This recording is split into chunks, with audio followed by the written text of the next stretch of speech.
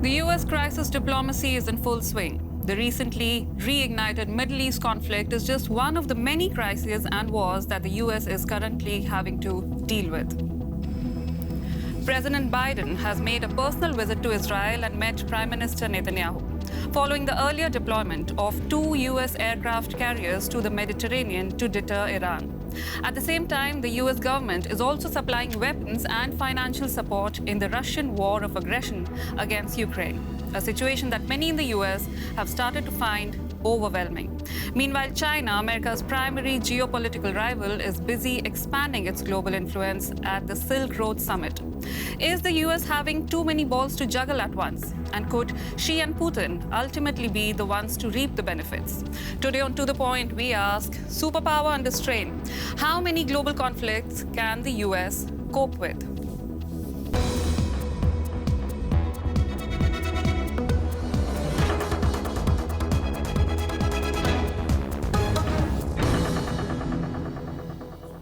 Hello and welcome to The Point. I'm Isha Bhatia-Sanin here in Berlin. Let me quickly introduce my guests to you. We have Nico Lange. He is Senior Fellow at the Munich Security Conference and former Chief of Staff of the German Ministry of Defense.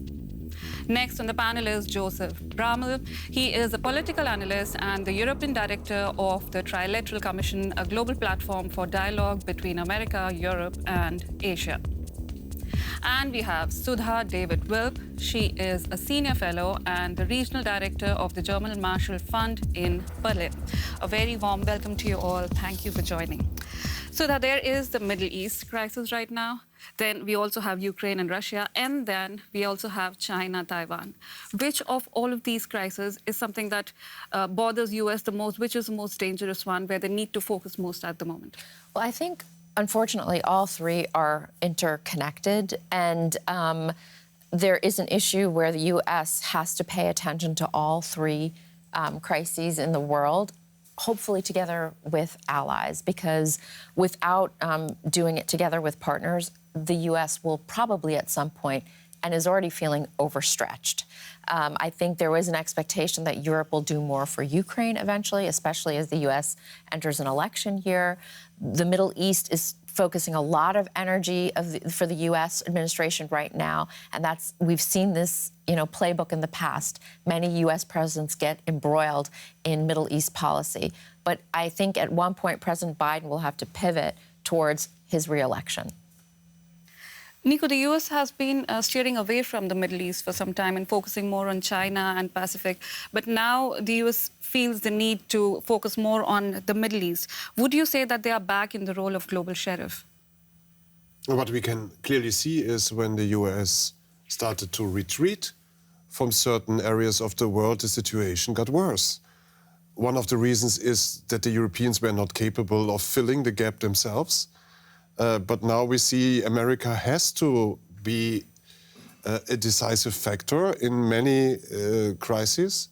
That we have European unity when it comes to supporting Ukraine against Russian aggression is an achievement of the Biden administration. It's not an achievement of the Europeans themselves, but I agree with Sudha. I mean, if the US has to dedicate so many resources to the conflicts we are talking about, I think the Europeans have to step up, especially when it comes to supporting Ukraine. And we are not observers in this. Germany's interests are in Europe, they are in the Middle East, they are in Asia. So Germany cannot expect the US helping to fulfill Germany's interests. Germany has to get involved itself. Isha, if I can just also clarify before you go to Joseph, the reason that all three of these countries are interconnected is because they're all on the front lines of democracies in very dangerous areas. And it's in the United States' interest, as well as partners, to defend democratic values and also to try to uphold an already stressed international, rules-based international order. Joseph, would you say it was a strategic mistake to disengage from the Middle East for so long? I think so. And we sent signals of weakness that may have emboldened the one or the other dictator. I mean, when Barack Obama, we all love him, but he drew a red line in Syria, and it turned out to be a pink line, That's not how deterrence works. He said if you use chemical weapons, we will answer. No answer from Washington.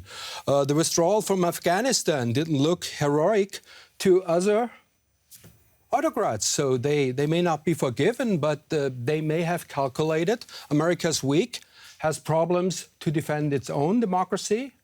We may have to talk about Trump and the front line of defending democracy. I think that's in America, because we all depend on America. So the Russians, the Chinese, and all the others cannot do to us what America is doing to itself right now. So that's the biggest problem. So add everything together, then we don't have the guardian of the rule-based order, which used to be America, and we have to live in a world now that has been described as Zeitenwende. We woke up late, but hopefully we stay awake and not dream or sleepwalk into the next crises. Woke up late, but finally woken up. So at the moment, the Middle East seems to be the top priority for the US government. The US wants to ensure that the conflict does not escalate beyond Gaza. It's a dangerous trip at a highly explosive time. The US president is visiting Israel with a clear message. I want you to know you're not alone. You are not alone. As I emphasized earlier, we will continue to have Israel's back as you work to defend your people. U.S. diplomacy is in full swing. Israel, Qatar, Saudi Arabia, Egypt.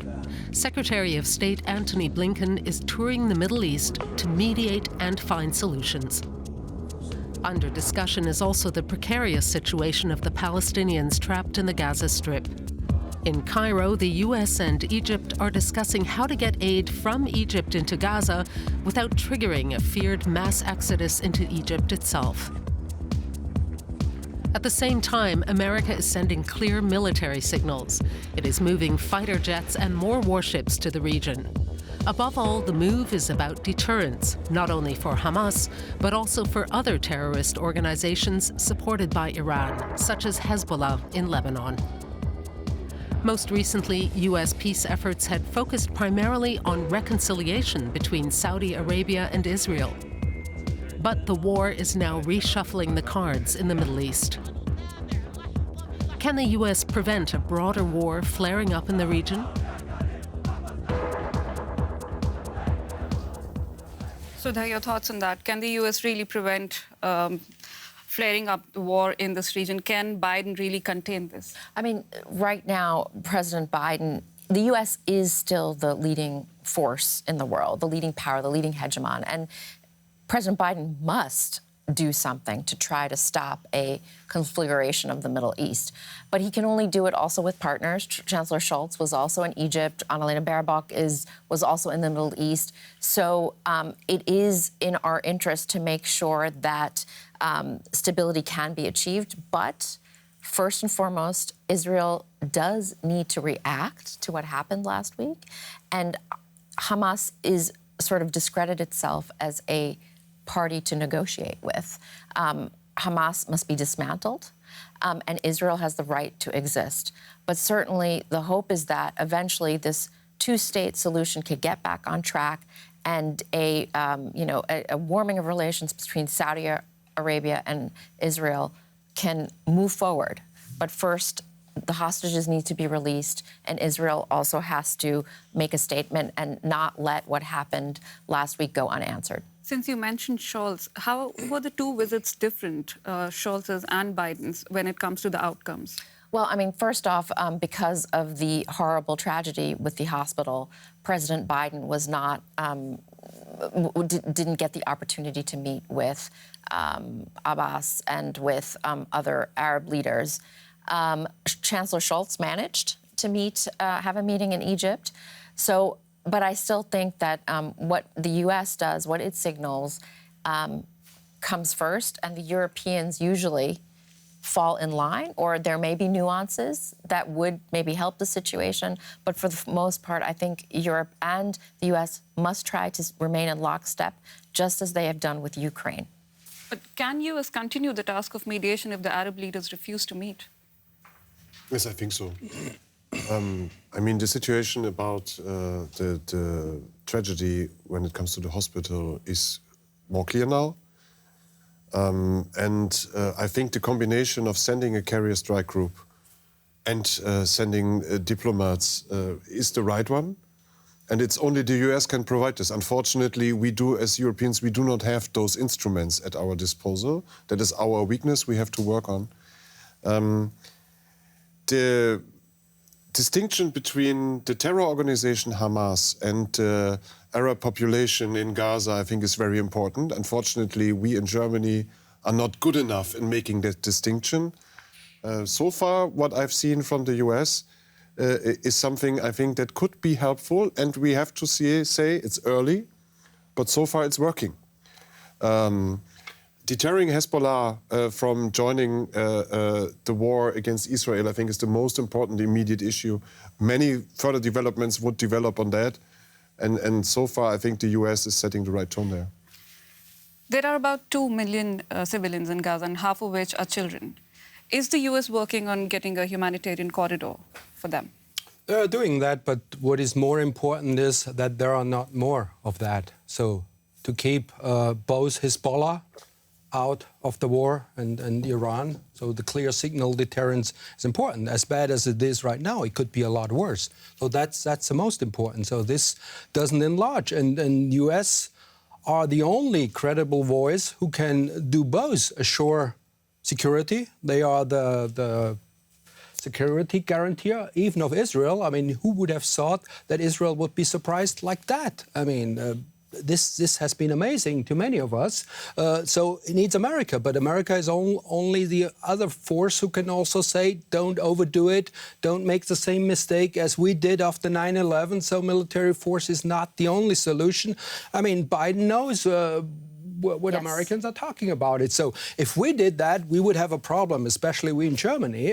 But America is credible on that one. And I think if somebody manages, it's the American president, if God and his health would allow for that. And President Biden did just that. I mean, he talked about Israel's right to self-defense, but also differentiated between Hamas and the Palestinian people.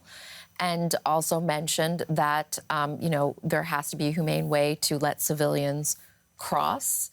And so I do think that President Biden has also told Israel, don't let revenge consume you. Think about what your next steps are.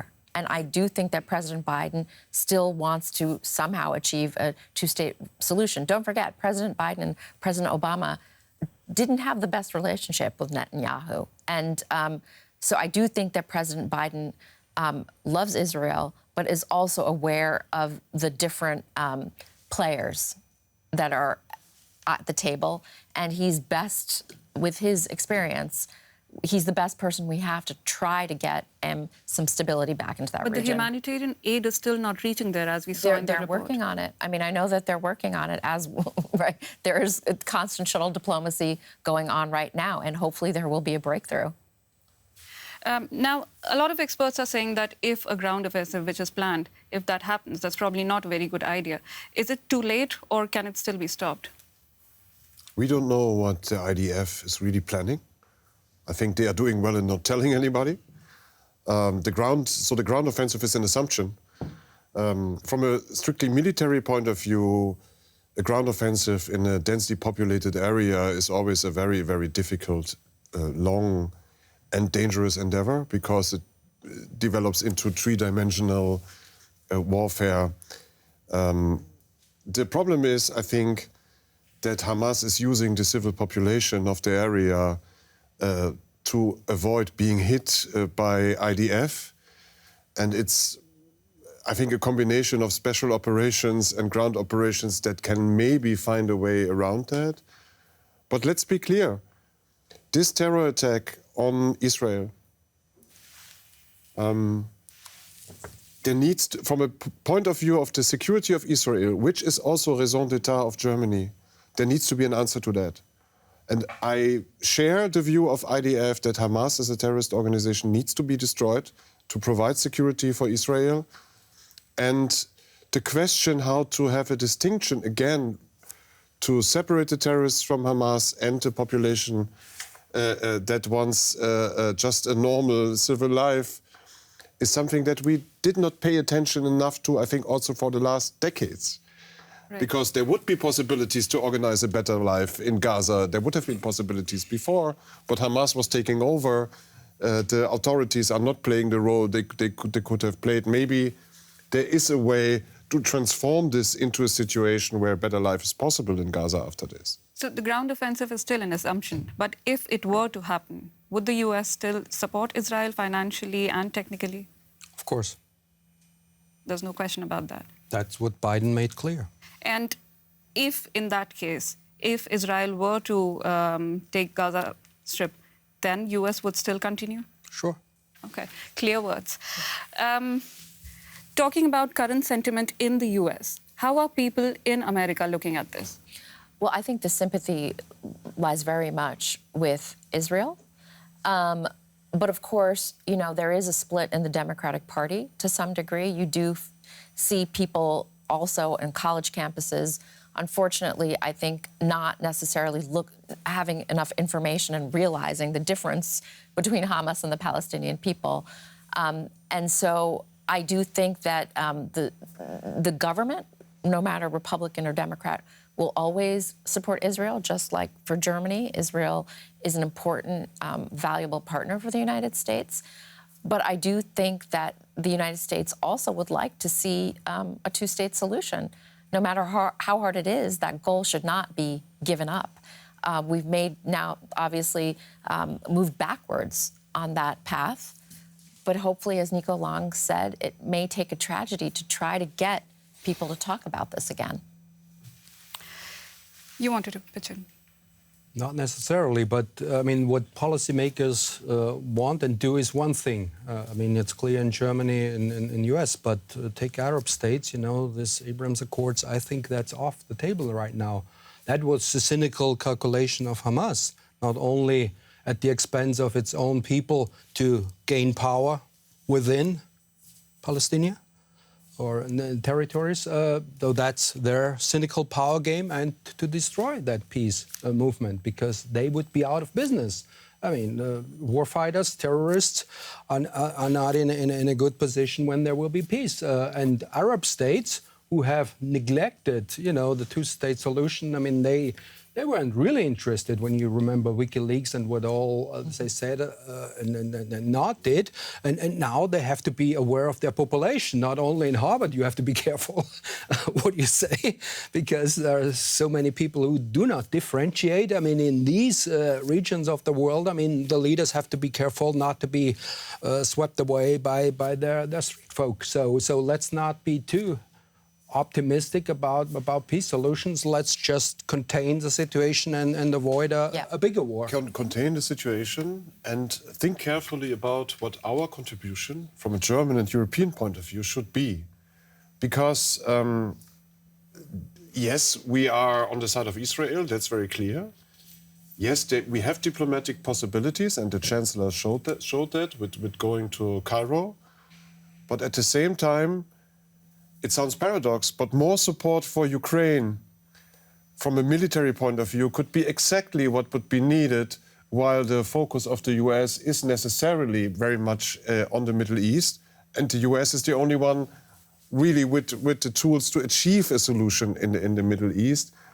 So it's again a connection between the different conflicts. But I'm convinced we need to step up now to support Ukraine, to give Biden more headspace to work also on other issues, and also to build a bridge towards the resource discussion in the US. I think if the Europeans would contribute more and be on eye level when it comes to help for Ukraine, also the whole argument for a budget will be easier within the US. I'd like to come back to Ukraine in a bit. The US government currently is not only facing challenges on the international front, but is also encountering significant hurdles in the domestic politics, particularly from the Republicans. Domestic politics. US President Biden took office with the aim of reconciling a deeply divided society.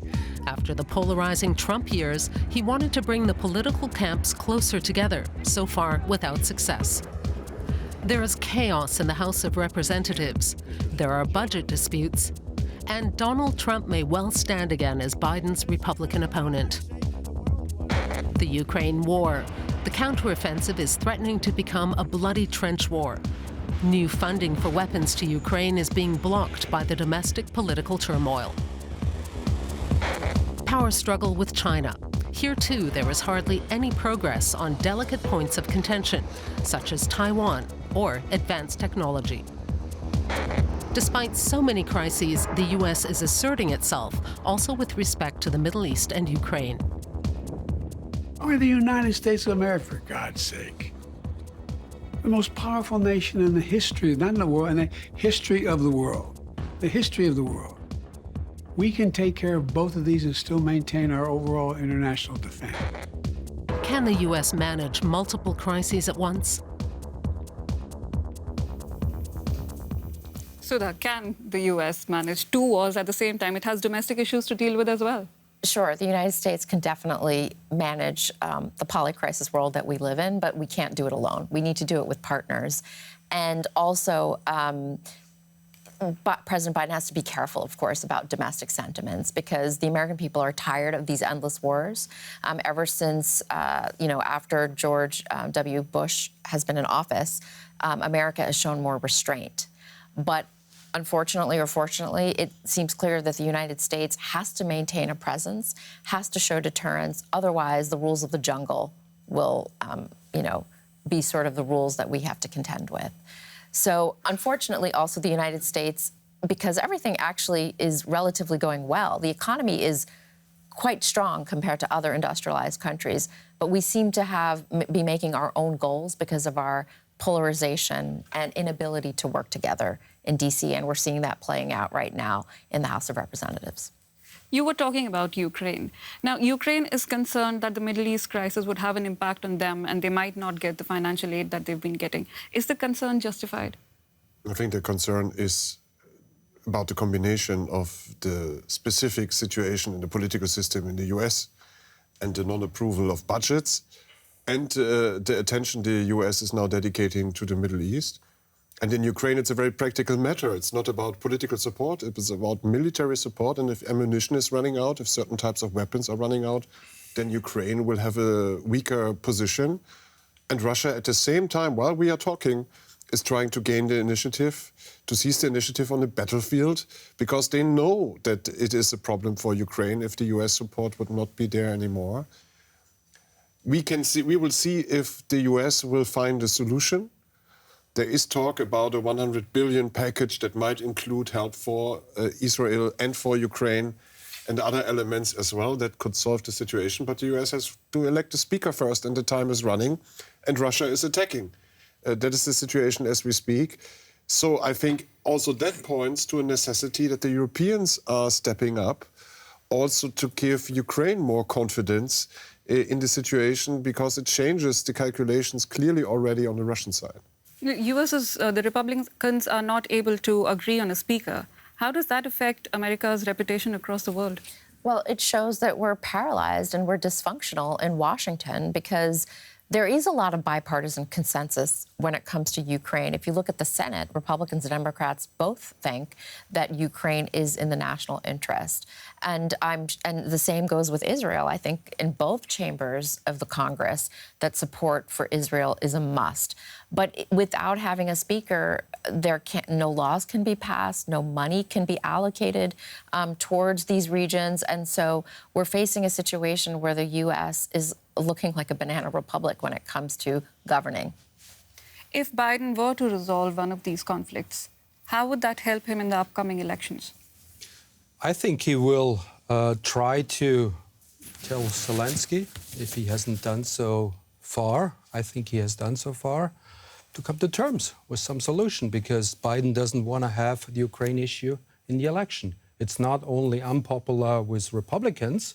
Look at the front runners. Nobody wants to really defend Ukraine. You have I Mitch would McConnell. disagree with that. People Yeah. worry about his health. You know, sometimes he's Yeah. in the wrong movie. I mean, he reassured us in Munich at the Munich Security Conference, but he couldn't make a deal with then Speaker McCarthy because they did Ukraine support out. And now the last deal they made, it was at the expense of Ukraine. So Ukraine is not an issue you run on to win an election in the US. So don't be surprised if Biden... Nobody runs on foreign policy So that- in the U.S. Yeah, but in an election. that was the assumption. Yeah. So let's put it differently. Biden will try to get Ukraine out of the electoral campaign because he has a son who is still in the Burisma in the Ukraine mess, and Democrats don't want to have that. So I'm afraid Ukraine, and here I agree with you, will be our problem. America has different problems, especially in Asia and China. And we cannot discuss Ukraine anywhere. And even if we say they have to come to terms, that does not change the situation. Nope. The reality is shaped by the reality on the battlefield. We have last 10 seconds, Sudha. Yeah. You disagree. You have your Well, last sentence. nobody runs on foreign policy issues in the U.S. when it comes to politics. It's all kitchen table issues. We'll be looking at inflation. You will see Trump. He will be running on that, and then this will make Biden to change his position. That's But he all will the lose. time we But he will got. lose. That's all the time we got. How many global Keep your hopes up. conflicts can the US really cope with? What do you think about it? If you're watching us on YouTube, do let us know your thoughts. Thank you for watching. Goodbye.